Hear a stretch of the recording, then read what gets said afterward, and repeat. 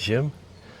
I'm coming from you today from inside the Duro passenger side rear fender well of my E70 X5. I'm about to take off this inner fender well thingy here, and then I'm going to be looking underneath here for what I expect to find is the charcoal canister and the DMTL pump that's attached to it. And we're going to swap it out for a new one, hopefully. My assistant today. So yeah, we're going to be taking off these little rivet thingies. And then there's going to be some little, I think these are maybe 8mm. And then there's one down here. And I think these are maybe 10s. These are plastic, so they come out real easy. And I think once this is all off, I should be able to see up under there. Let's see. That is a 10. Oops. Yeah, a little bit noisy with the compressor going, air chisel inside. That's all right.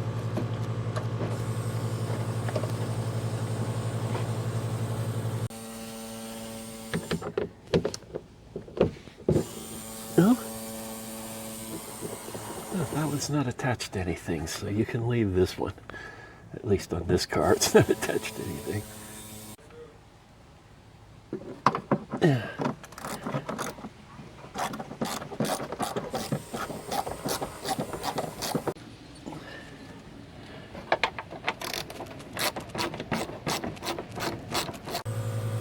Well, I have the inner fender well off, and it was kind of a pain. There were a couple rivets on the back that were a little difficult. But if we look up underneath here, we can see our DTML pump right there. So it's pretty easy to get to, it looks like. We'll have to see. Well, actually the screws are in the back. So looks like I'm going to have to pull off these bolts that are holding on the charcoal canister, drop the whole charcoal canister down. Yeah, looks like that's attached there. So I should be able to pull the whole charcoal canister down. I hope with just these two guys here. Sure is dusty back here. Somebody's been off-roading this thing. Wonder who that would be. Phew. Okay, well we got to where we want to go. So let me see about pulling that part down. Oh, and something else, the brake issue where the brake wouldn't reset. And turns out the sensor is broken right off. So I'm going to have to replace that. It just so happens that I have a brand new one right here, ready for this BMW E70. So I'm going to replace that, and that'll make it so I can reset my brake light, and that warning will go away. And hopefully this replacement of this pump will make it so that check engine light will go away. And I also have a rubber grommet to put in there with it. So let me pull that off. Well, we're working on it here. So I undid the two nuts on the bottom and pulled it off, and then it felt like there was a third one up high, but there really wasn't. It was just like on a post, so I was able to pull it off. And then undoing some of the wiring and the plumbing where it all connects on the bottom of the charcoal canister made it so I could pull it down far enough. And then this thing you can unhook by just sort of squeezing the sides in and then giving it a little wiggle. This thing I just sort of accidentally broke the clamp, so I'm going to have to put a different hose clamp on it, but pried that off. The difference between this and the Z4 is up here. On the Z4 these were Phillips, and on this they're Hex. So I'm going to undo those and drop this bad boy out of here.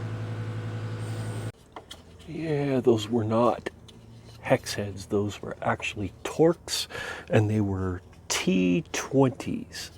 Once they're out, the whole thing comes out. And this plug has a little clip on the side. So if you just push that little clip in and then wiggle the plug a little bit, it comes out. Don't force anything. Just a little wiggle and love. This is our new pump. So the replacement's going to be pretty much exactly the reverse of what we've done to get it out.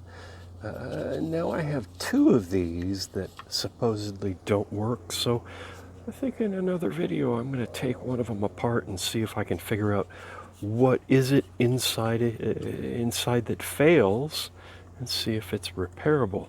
But that'll be sometime in the future. Another thing to notice is on this particular repair, the rubber grommet is unnecessary. It's not used in this application. The rubber grommet was used on the Z4, so I have the rubber grommet extra. I don't know where I put it, but good thing, because I don't need it. So on an X5 you don't need the rubber grommet. On a Z4 you do. So I'm going to go ahead and put this back together and show you as I go. Whoa! We've almost done it! This is the new sensor. It goes in here and it clips into a little deal. And then the wire follows all the way up this arm here. And then you see back here, it goes up into there, and it goes all the way around into all these clips, and then all the way over to here. And then this is a box that if you bust it open, it's got the actual plugs in it. Let's see if I can bust it open for you. There we go. You can see there's the actual plugs inside. The one we just replaced is this one here, the back one. So anyway, that's where the brake sensor goes, and this is definitely going to fix our problem, because that brake sensor was broken. You know, I'm going to put this all back together and call it a day. It's nice and dark, and there's no way I'm going to do anything with the headlights or anything like that, so I'm going to go ahead and put as much of it back together as I can get to, and I'll worry about the headlights maybe tomorrow. Thanks for watching.